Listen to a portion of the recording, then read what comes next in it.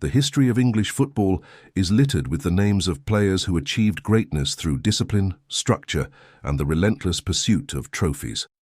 But there is a parallel history, a more vibrant, chaotic, and romantic one, belonging to the Mavericks. These were the players who viewed the pitch not as a workplace, but as a stage.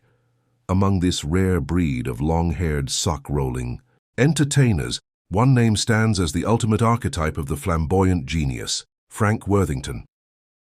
To call him a wasted genius is a matter of perspective.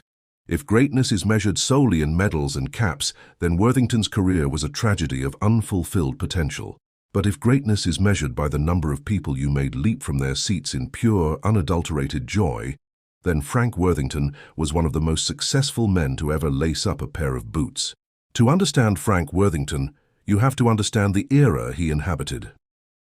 The late 1960s and 70s were a time of transition for the English game. It was a period where the mudbath pitches and bone-crunching tackles of the post-war era met the burgeoning celebrity culture of the swinging 60s. Worthington was the embodiment of this collision. With his velvet jackets, Elvis Presley sideburns, and a refusal to wear shin pads, he looked more like a rock star who had wandered onto a football pitch than a professional athlete. He was a man who lived his life with the same flair and unpredictability that he brought to his game, famously once remarking that he had spent a lot of money on booze, birds, and fast cars, and that the rest he had just squandered. Worthington's talent was undeniable. He was a left-footed wizard with the ball control skills of a Brazilian. At Huddersfield Town, and later Leicester City, he became a cult icon. He didn't just score goals, he choreographed them. His most famous goal, for Bolton Wanderers against Ipswich Town in 1979, remains a staple of every greatest ever compilation. With his back to goal on the edge of the box, he juggled the ball over his head, flicked it past two defenders with a swivel of his hips, and volleyed it into the bottom corner before it touched the ground. It was a moment of sheer insolence, a goal that defied the tactical rigidity of the time and proved that Worthington was operating on a different artistic plane than his contemporaries. However, the very qualities that made him a legend to the fans made him a nightmare for the tracksuit managers of the era. Worthington was a free spirit in a sport that was increasingly demanding conformity. This friction is most famously illustrated by the move that never was, his failed transfer to Bill Shankly's Liverpool in 1972. Shankly, a man obsessed with discipline and fitness, wanted Worthington to replace the departing Alan Evans. But during the medical, Worthington was found to have high blood pressure, reportedly the result of a particularly hedonistic week in Mallorca. Shankly told him to go away for a week, relax, and come back for a second test. Worthington famously took this advice by heading to another holiday destination, continuing his partying and failing the second test as well. The move collapsed, and one of the most intriguing what-ifs in football history was born. Had he signed for Liverpool, Worthington might have won the European Cups and league titles his talent deserved. Instead, he became a nomadic genius, drifting through over 20 clubs in a career that spanned 3 decades. The question of why he only earned 8 caps for England is a source of eternal debate. Under Sir Alf Ramsey, the man who valued the system above the individual, there was no room for a player like Worthington. Ramsey's wingless wonders required cogs in a machine. Worthington was a solo artist.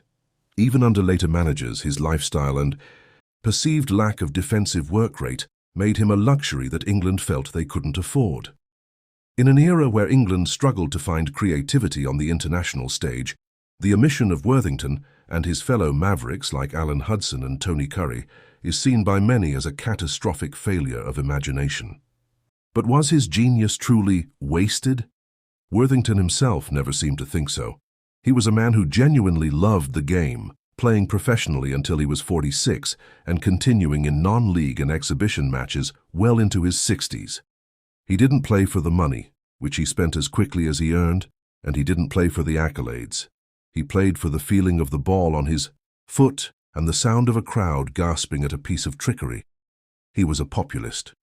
While the modern game is defined by systems and data, Worthington was defined by the vibe.